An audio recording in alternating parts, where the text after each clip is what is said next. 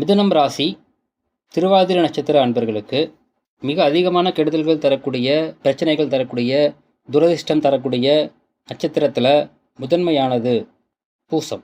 உங்களுடைய வீட்டில், அதாவது உங்களுடைய பெற்றோர்கள் அல்லது உங்களுடைய பிள்ளைகள் அல்லது உங்களுடைய வாழ்க்கை துணை இந்த அமைப்பில் இருந்துட்டாங்க அப்படின்னா என்ன சார் பண்ணுறது? விலகி இருக்கவும் முடியாது. அட் தி சேம் டைம் அவங்க கூட இருக்கும்போது உங்களுக்கு கெடுதல்களும் நடக்கும், நன்மைகள் தடையாகும். இந்த நட்சத்திர அன்பர்களால் உங்களுக்கு கெடுதல்கள் தரக்கூடிய அமைப்பு அப்படிங்கிறது நட்சத்திரப்படி இருந்தாலும், ஜாதகப்படி இதே நட்சத்திர அன்பர்களால் உங்களுக்கு நன்மையும் கிடைக்கக்கூடிய அமைப்பு இருந்துச்சுன்னா, ரெண்டுல எது வலுவா இருக்குதோ அதுதான் உங்களுக்கு கிடைக்கும். அப்படி தீமைகள் இல்லாமலும் நன்மைகள் இருக்குது அப்படிங்கிற பட்சத்தில் நோ இஸ்யூஸ். ஆனால் தீமைகள் மிக அதிகமாக இருக்குது, நன்மைகள் அப்படிங்கிறது அந்த நட்சத்திர அன்பர்களால் எனக்கு இல்லவே இல்லை அப்படிங்கிற பட்சத்தில் என்ன சார் பண்றது?